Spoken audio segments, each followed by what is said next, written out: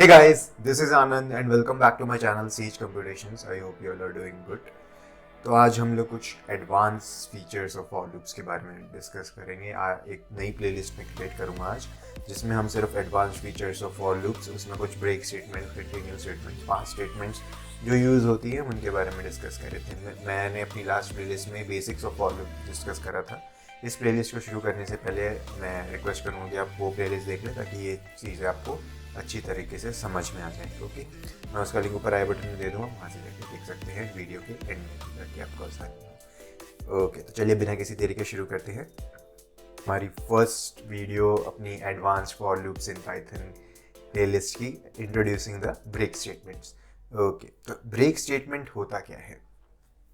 Break statement आपका, जैसे कोई भी आपका लूप चल रहा है, फॉर लूप चल रहा है, उसमें आपने ब्रेक लगा दिया कहीं पे, तो वहीं पे वो पूरा का पूरा कोड रुक जाएगा, वहीं से एग्जिट कर जाएगा। उसके आगे की जितनी भी स्टेटमेंट्स होंगी वो रन नहीं करेंगी।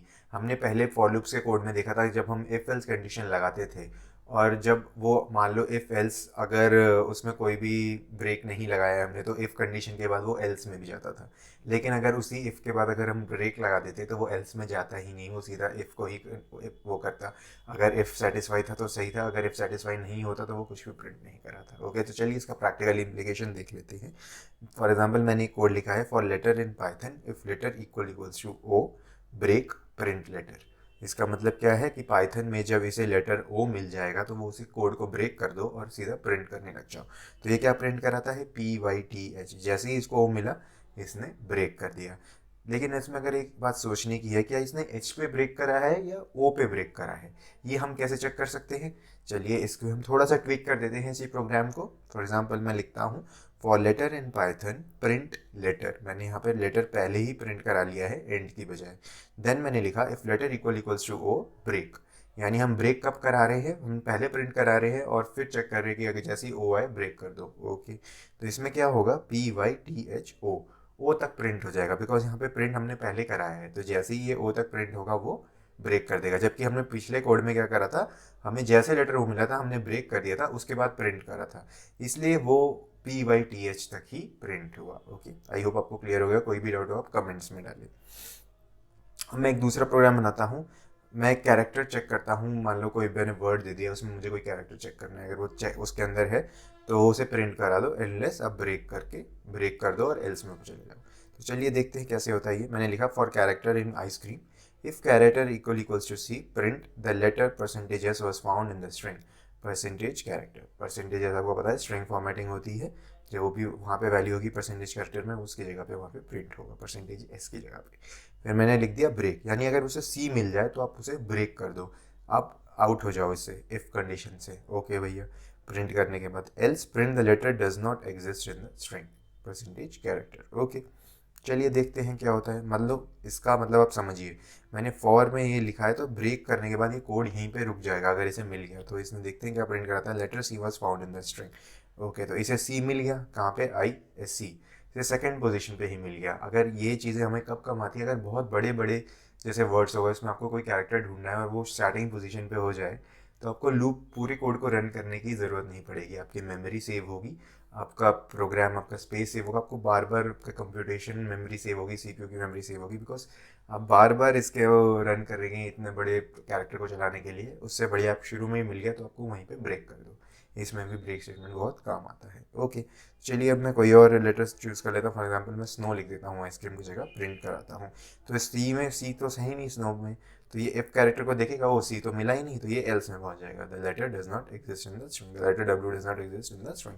डब्ल्यू क्यों? क्योंकि ये लास्ट लेटर को इसने देखा, इसने एक एक करके एलिमेंट को ट्रेवर्स किया, राइट, फॉर लूप में, और जैसे ही डब्ल्यू पे पहुंचा वो इसे तो मिला ही नहीं, इसलिए इसने लास्ट लेटर प्रिंट कर दिया, letter W. Okay, I hope आपको समझ में आ गया होगा। ओके, तो अब मैं एक और प्रोग्राम बनाता हूँ। मैंने लिस्ट बना ली है फॉर नम। मैंने एक लिस्ट बनाई जिसमें मैंने नंबर्स लिख दी 3, 11, 22, 33, 90। मैंने करा दिया प्रिंट नम। इसमें जो भी नंबर है उसको प्रिंट कराओ, ट्रेवर्स करो एक एक करके, उसके बाद उसे प्रिंट कर दो। If num equal equals to 22, अगर इसे 22 मिल जाए then print the number has been found num, print terminating the loop और ब्रेक। तो इसमें इसे क्या मिलेगा? 3, 11, 22। जैसे ही इसे 22 मिला ये इसमें चला जाएगा इफ ब्लॉक में। फिर ये क्या करेगा? Print the number has been found, the number 22 has been found, terminating the loop. Okay, आपको आई थिंक समझ में आ गया होगा। ये बहुत बड़ी लिस्ट होगी, आपको एक नंबर ढूंढना है। ये ट्रैवर्स करता जाएगा, जैसे ही इसे 22 मिल गया भैया रोक दिया।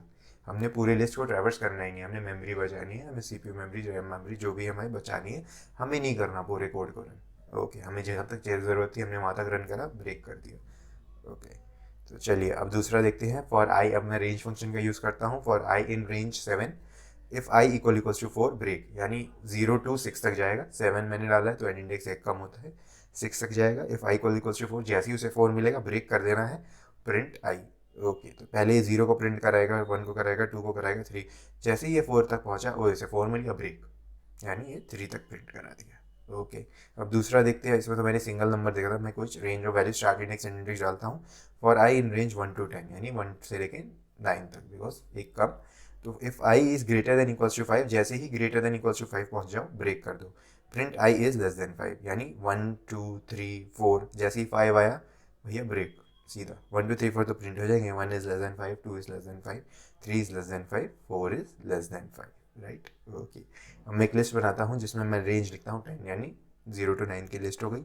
For num in my list, इस लिस्ट में हम चेक करेंगे ट्रैवर्स करते करते। इफ़ नम का स्क्वायर, मैंने पावर 2 लिखा है, मल्टीप्लाई 2 का मतलब होता है पावर।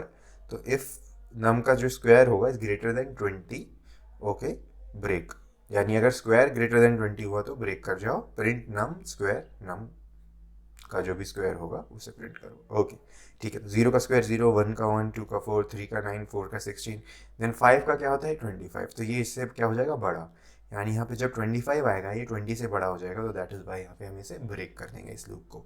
यहीं पे कंडीशन खत्म हो जाएगी, इसलिए 4 तक ही प्रिंट होगा। ओके, आई होप आपको ये चीज़ें समझ में आ गई हों। कोई भी डाउट हो तो आप कमेंट्स में डालें।